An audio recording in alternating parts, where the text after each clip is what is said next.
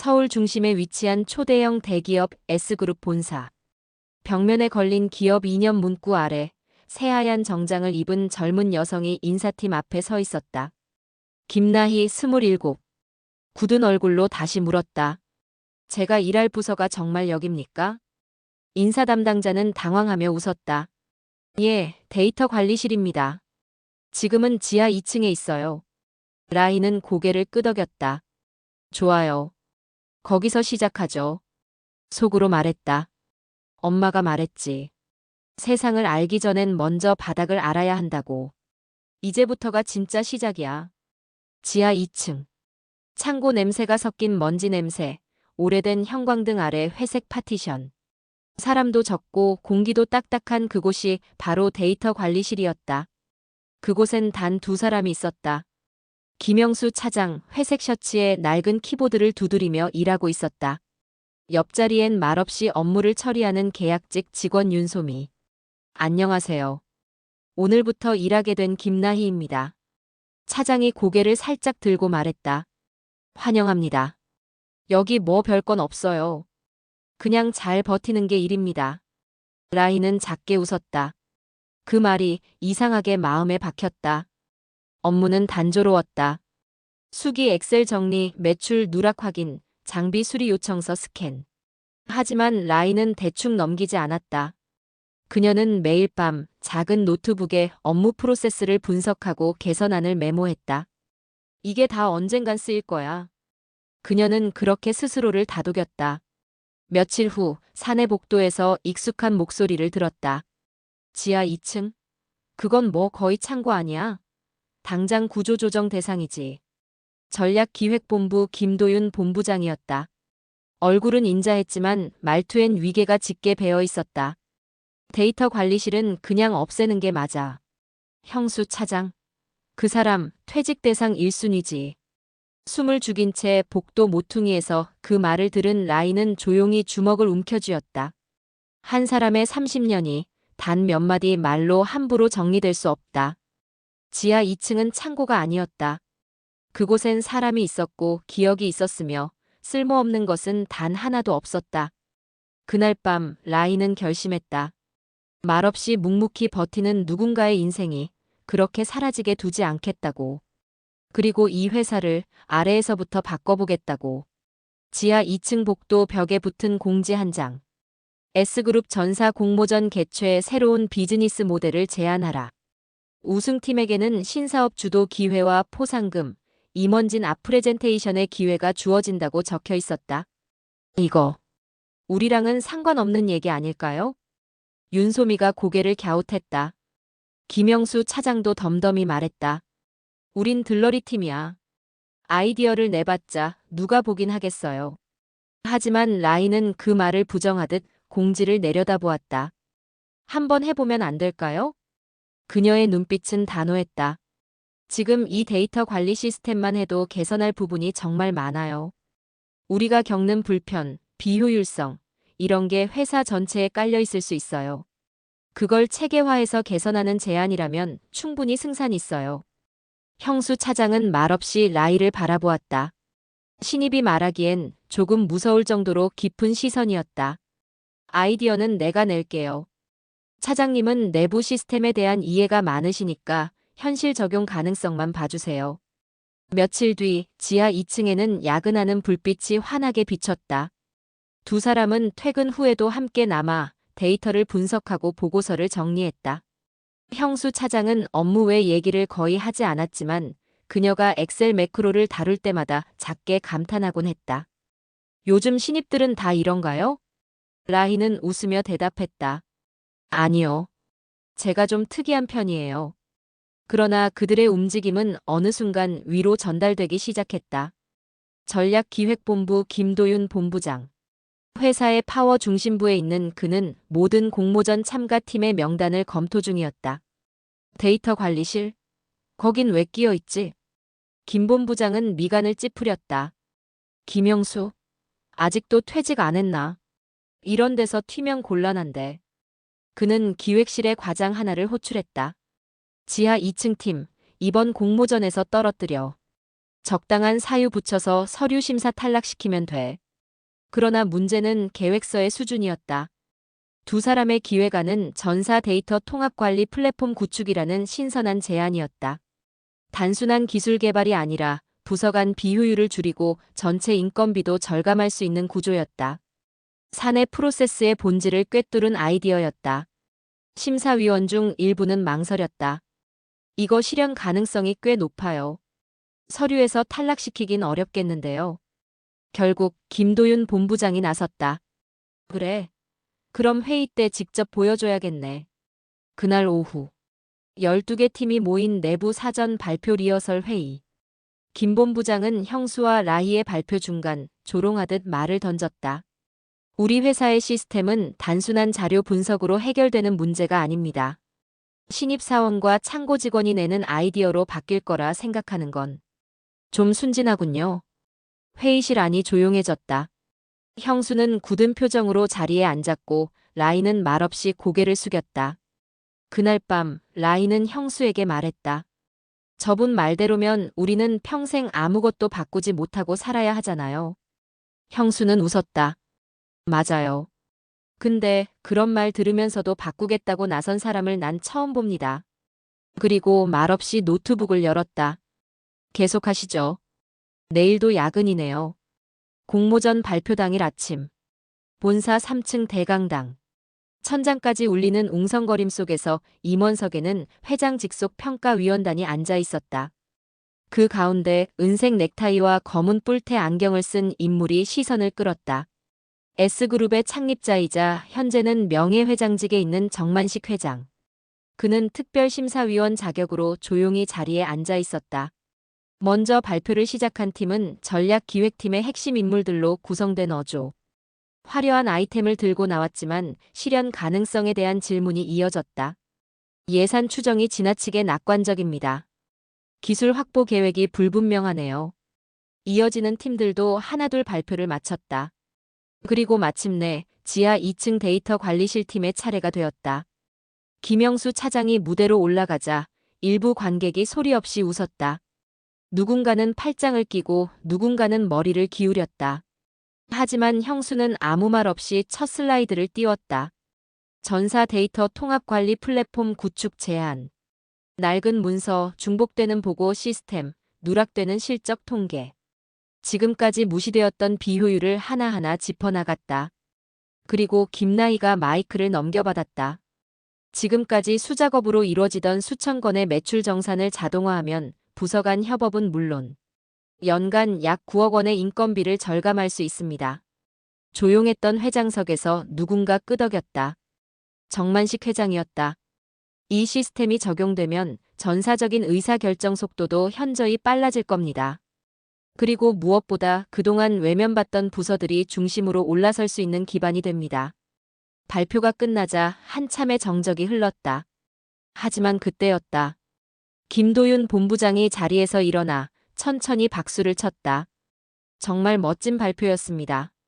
단지 아쉬운 건 이런 아이디어가 현실을 잘 모르는 계약직과 퇴직 대상 차장에게서 나왔다는 거네요. 차가운 웃음. 그의 말에 일부 임원들은 애매한 표정을 지었다. 형수는 묵묵히 시선을 내렸다. 하지만 라인은 침묵하지 않았다. 그런 말씀을 하시기엔 본부장님의 팀은 발표 중 기술 도입 시기조차 확정하지 못하셨죠. 김 본부장은 시선을 들었다. 뭐라고요? 라인은 마이크를 들고 정확하게 말했다. 저희는 현장에서 벌어지는 문제를 본 사람들입니다. 엑셀 한 줄, 전표 한 장을 직접 다뤄본 사람들이에요. 이게 현실입니다. 아이디어가 아니라 실무에 기반한 전략이죠. 대강당이 조용해졌다. 김 본부장은 씁쓸한 표정으로 자리에 앉았다. 그날 오후 공모전 수상 결과가 발표됐다. 최우수상 데이터 관리실 팀. 사람들은 믿기지 않는다는 듯 속삭였다. 지하 2층이. 김영수 차장이 발표한 거 맞지? 저 신입 누구야? 완전 대박인데? 정만식 회장은 별다른 말 없이 발표장을 떠났다. 그러나 그의 비서실에서 곧 임원 인사안 하나가 조용히 상신되었다. 그리고 그날 저녁. 김도윤 본부장은 몇몇 팀원과 함께 식당에서 저녁을 먹으며 입을 열었다. 하여간 요즘 계약직은 무서워. 회사가 물을 들여놨나 봐. 그는 술잔을 기울이며 비아냥거렸다. 지하 2층에서 튀어나온 둘이 회장까지 놀라게 만들었다고 하더군. 그의 말투는 조롱과 불안을 숨기지 못했다. 한편 라인은 그날 밤 형수 차장에게 물었다. 이 정도면 된 걸까요? 형수는 고개를 저었다. 아니요. 진짜 전쟁은 이제부터죠. 그리고 라인은 더 이상 숨길 수 없다는 걸 직감했다. 회사가 떠들썩했다. 지하 2층 팀이 1등했대. 그 신입. 이름이 김나희였지? 처음 보는 얼굴인데 실력 장난 아니던데. 지하 2층 데이터 관리실 앞에도 사람들이 오가며 슬쩍 들여다보는 일이 잦아졌다. 하지만 정작 본부장실은 조용하지 않았다. 김도윤 본부장은 회의실에서 공모전 수상자 명단을 내려다보며 이를 악물고 있었다. 김영수, 김나희. 이 둘이 회장 앞에서 인정받았다고. 서류를 내려놓으며 말끝을 씹던 그는 복도에서 마주친 라이에게 날을 세웠다. 좋겠네. 운도 좋고 타이밍도 잘 맞았고. 라이는 정중히 고개를 숙였다. 노력한 결과라고 생각합니다. 그 말에 김 본부장은 입꼬리를 비틀며 말했다. 계약직 주제에 말은 곧잘하네. 다음 날 점심시간. 회사 식당. 정규직, 계약직, 임원까지 모두 한자리에 섞이는 드문 자리였다. 라희와 형수는 조용히 한쪽 테이블에 앉아 식판을 들고 있었다. 그 순간 식당 한가운데서 김 본부장의 목소리가 크게 울렸다. 야, 김영수 차장. 지하 2층은 요즘 시끄럽네. 영웅이라도 된 기분이야? 순식간에 식당 안이 조용해졌다. 형수는 고개를 숙이고 아무 말도 하지 않았다. 김 본부장은 테이블을 두드리며 이어 말했다. 데이터 관리실이 어쩌다 운 좋게 상 받았다고 해서 회사를 바꾸겠다고. 계약직 하나 끼워서 발표했더니 아주 드라마 찍고 있네. 한 직원이 조심스럽게 중재하려다 말았다. 본부장의 언성은 이미 선을 넘고 있었고 누구도 감히 나서지 못했다. 라인은 천천히 일어났다. 모두의 시선이 그녀에게 향했다. 그녀는 차분하게 말했다. 본부장님, 말씀에 정정이 필요할 것 같습니다. 뭐라고? 저는 계약직이 아닙니다. 본래는 정나희입니다. 정만식 회장님의 외손녀이고 그룹 지주사 후계자 교육을 위해 본사에 입사했습니다. 정적. 젓가락이 멈췄고 숟가락이 공중에 멈춰섰다. 김 본부장의 얼굴이 굳어졌다. 지금 뭐라고 했나? 라인은 조금도 떨림 없이 말했다. 제가 정체를 숨기고 일한 이유는 단 하나였습니다. 현장에서 진짜 필요한 것이 무엇인지 직접 보고 싶었거든요. 형수 차장은 믿을 수 없다는 듯 그녀를 바라보았다. 라희는 그의 쪽으로 고개를 돌렸다. 차장님, 죄송합니다. 지금까지 신분을 숨긴 건 그 어떤 순간보다도 이 회사의 민낯을 제대로 보고 싶었기 때문이에요. 그녀는 고개를 숙였다. 직원들 사이에서 속삭임이 번졌다. 회장 외손녀라고? 와, 진짜야? 지하 2층 계약직이 후계자였다고? 하지만 그 와중에도 김 본부장은 씩 웃었다. 그럼 그렇지. 백이 있으니까 이긴 거였네. 그때 누군가가 단호하게 말했다. 그건 사실과 다릅니다. 모두가 고개를 돌렸다. 정만식 회장. 식당 한쪽에서 조용히 식사를 하던 그는 자리에서 일어나 있었다. 라희가 공모전에 나간 것 나도 몰랐습니다. 결과만 보고 깜짝 놀라 확인하러 왔죠. 그리고 오늘 여기서 그 말 들으니 마음이 아픕니다. 그는 김 본부장을 바라보며 말을 이었다. 이 회사의 가치는 사람을 사람으로 대하는 데 있습니다. 정규직이든 계약직이든 상사든 신입이든 말입니다. 그리고 고개를 돌려 형수를 바라봤다. 김영수 차장, 당신의 성실함과 실무는 더 많은 사람들이 본받아야 합니다. 라희는 눈가가 붉어졌다. 식당 안은 숨소리마저 사라진 듯 조용했고 그 순간부터 모든 것이 달라지기 시작했다. 이틀 뒤 오전 9시. 전사 메일함에 하나의 인사공지가 도착했다. 제목은 단정했지만 내용을 본 순간 모든 임직원들의 손가락이 멈췄다. 인사발령.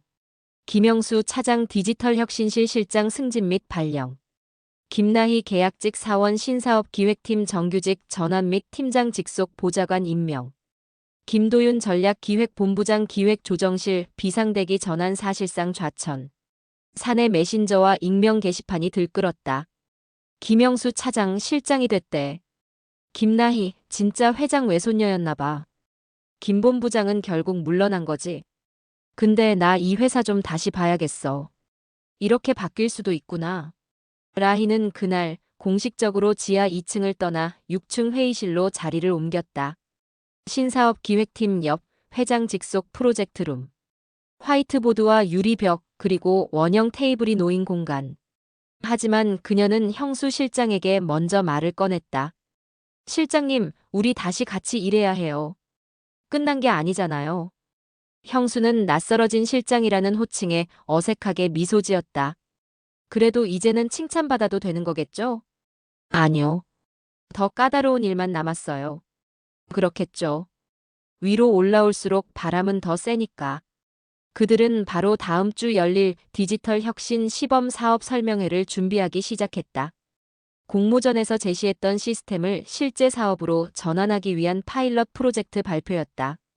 초기 비용, 일정, 테스트 그룹 선정, 부서 간 협조. 모두가 빠르게 움직여야 했지만 아직까지 한 가지 큰 변수가 있었다. 뭘 저렇게 오버하냐? 원래 뿌리 좋은 애였잖아. 익명 게시판에 올라온 메시지 하나.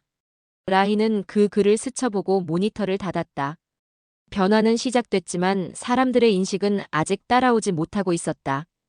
그녀는 조용히 책상에 놓인 노트를 꺼냈다.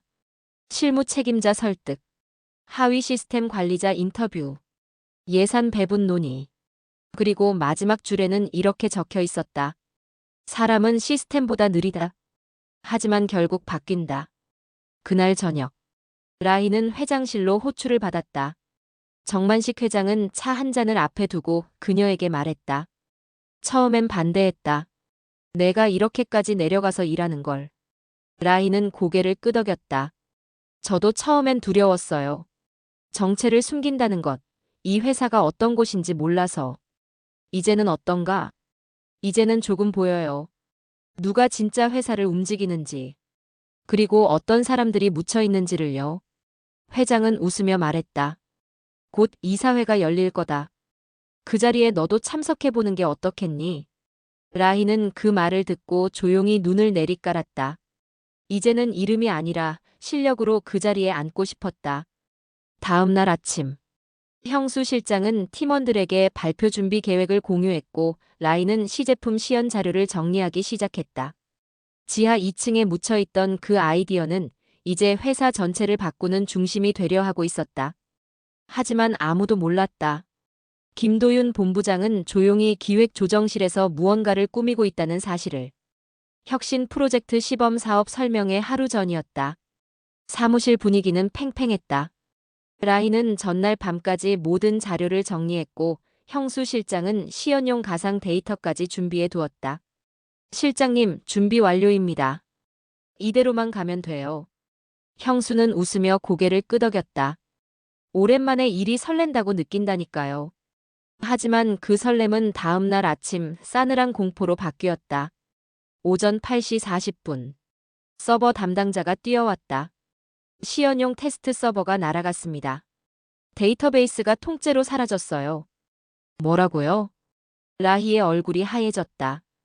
형수도 손에 들고 있던 자료 파일을 떨어뜨렸다. 모두 이틀 전 마지막으로 저장된 이후에 작업물이 통째로 사라진 상황. 오전 10시에 회장님 앞에서 발표인데. 시간이 없습니다. 팀원 중 누군가는 말했다. 이건 누가 고의로 건드린 거 아닐까요? 내부 접근 기록도 없는데 외부 해킹 흔적도 없습니다. 모두가 동시에 한 사람을 떠올렸다. 김도윤. 기획조정실로 발령된 이후 그는 회사 시스템 권한에서 제외되었지만 일부 관리자 권한은 여전히 남아있었다. 그 시간 김 본부장은 한가롭게 로비 커피숍에서 커피를 마시고 있었다. 계약직 주제에 눈에 띄더니 결국은 이 정도지. 한편 회의실에 남은 라희와 형수는 다급하게 재정비를 시작했다. 자료 일부는 제 개인 노트북에 메모해뒀어요. 완전하진 않아도 뼈대는 살릴 수 있어. 남은 시간은 1시간 10분. 두 사람은 누구보다 빠르게 키보드를 두드렸다. 슬라이드 세로 제작, 그래프 재삽입, 재무 예측치 추정. 모든 것이 완벽하진 않았지만 지금 할 수 있는 최선이었다. 그리고 마침내 오전 10시. 대회의실에는 정만식 회장을 비롯한 이사진, 주요 임원들이 모여 있었다. 정중한 인사 후 라희와 형수는 단상에 섰다. 저희는 오늘 데이터 기반 전사 의사결정 시스템에 대해 발표드리겠습니다. 형수가 첫 장을 넘기자 몇몇 그래프가 흐릿하게 떴다. 완성도는 다소 떨어졌지만 구조는 명확했다. 라희가 설명을 이어갔다. 이번 시연 자료는 예상치 못한 시스템 장애로 인해 재구성되었습니다. 하지만 이 자체가 저희가 이 시스템을 왜 도입해야 하는지에 대한 가장 큰 증거가 됩니다. 정만식 회장이 고개를 살짝 끄덕였다. 형수가 마무리했다. 실수가 있었다면 그것은 시스템이 아니라 사람이었습니다. 우리는 지금 그 취약점을 드러내는 시간을 지나고 있습니다. 그렇기 때문에 더더욱 이 시스템이 필요합니다. 발표가 끝나자 임원들 사이에서 다양한 표정이 오갔다. 몇몇은 고개를 끄덕였고 일부는 회의적인 눈빛을 지우지 못했다. 하지만 그 가운데서 회장은 미소를 지으며 입을 열었다. 실패는 기술의 문제가 아니라 태도의 문제입니다. 오늘 여러분은 시스템보다 중요한 게 사람이라는 걸 보여줬습니다. 그리고 회장은 조용히 비서에게 무언가를 지시했다. 김도윤 전 본부장, 관련 보안 로그 전수조사에 들어가세요. 회의가 끝난 뒤 형수는 탈진한 듯 의자에 앉았고 라이는 그 곁에 앉았다. 오늘 진짜 고비였네요. 고비는 언제나 한 번 더 오게 되어 있죠. 그래도 우린 넘었어요. 또 한 번. 그날 저녁 회장실 비서진에 의해 하나의 내부 공문이 올라갔다.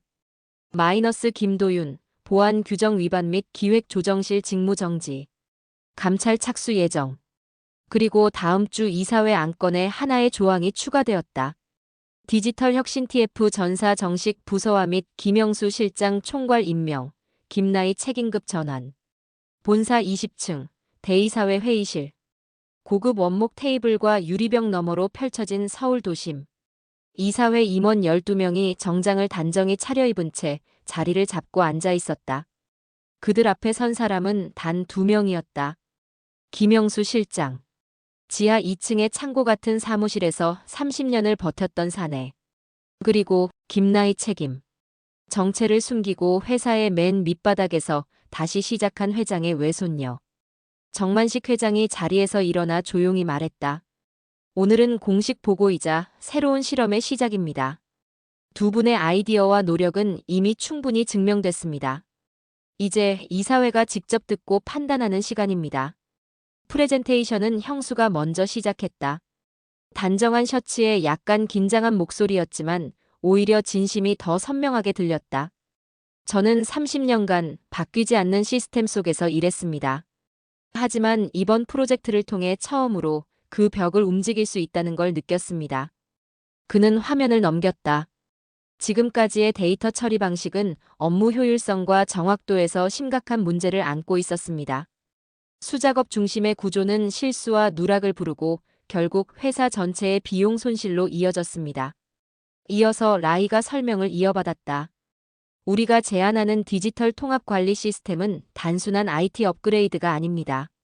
업무 흐름의 개편, 책임의 명확화, 그리고 사람의 가치를 회복하는 시스템입니다.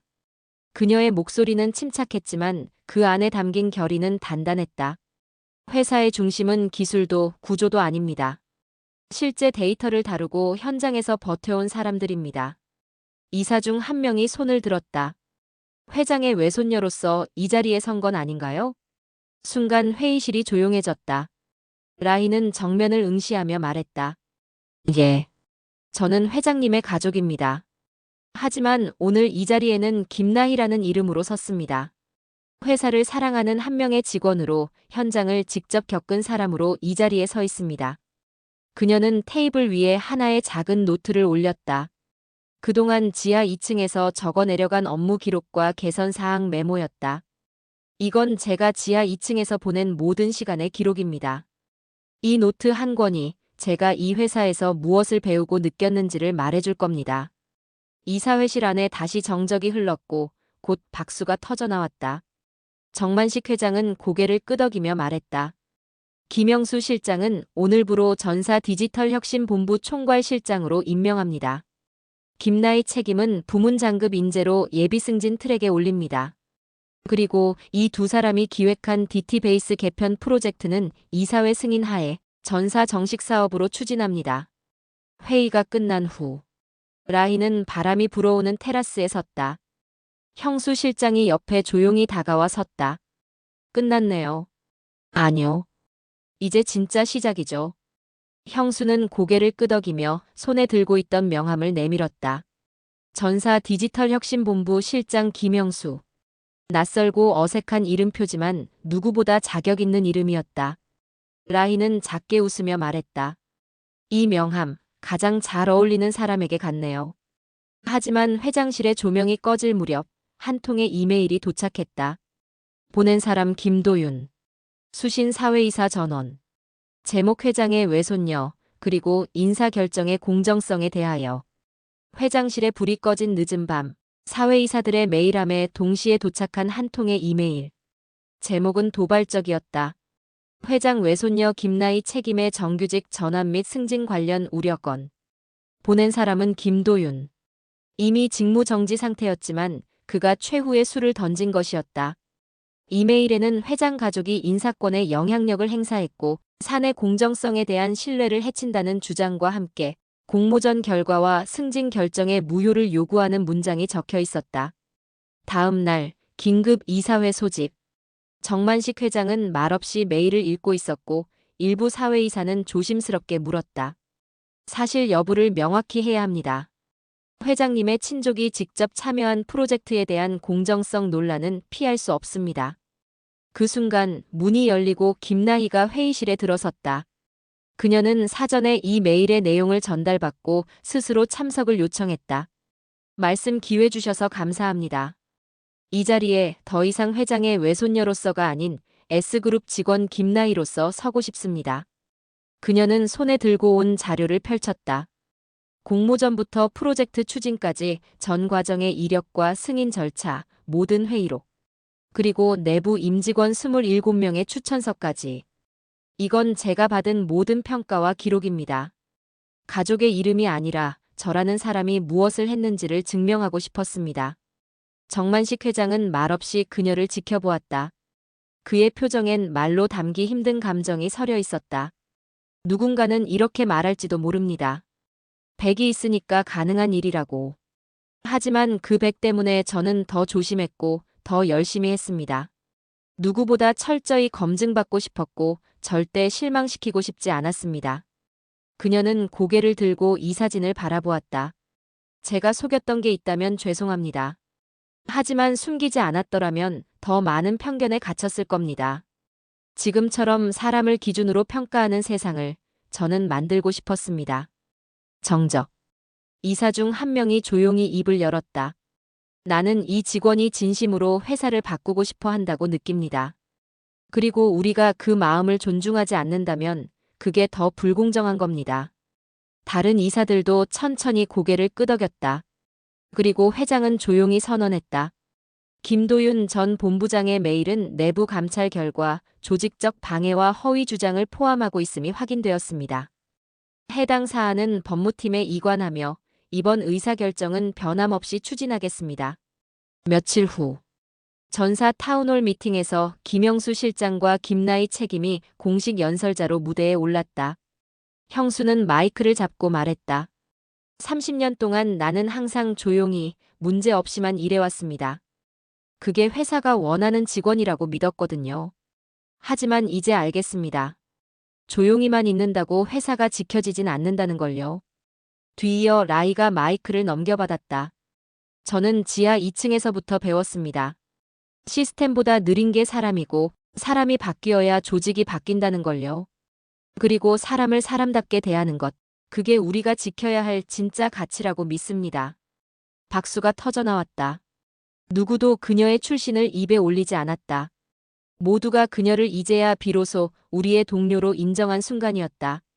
식이 끝난 뒤 형수 실장은 라희에게 다가왔다. 김책임, 아니. 라희 씨. 다음 프로젝트는 뭐부터 하죠? 라희는 웃으며 답했다. 그거요. 구내식당 메뉴 추천 시스템부터요. 불만 폭주 중이잖아요. 둘은 함께 웃었다. 지하 2층에서 시작된 작은 변화는 이제 회사의 가장 높은 곳까지 닿아 있었다. 그리고 세상은 다시 한번 깨달았다. 위에 선 자보다 곁에 선 자가 회사를 바꾼다는 것을. 사람을 알아보는 눈이 결국 회사를 일으킨다는 것을.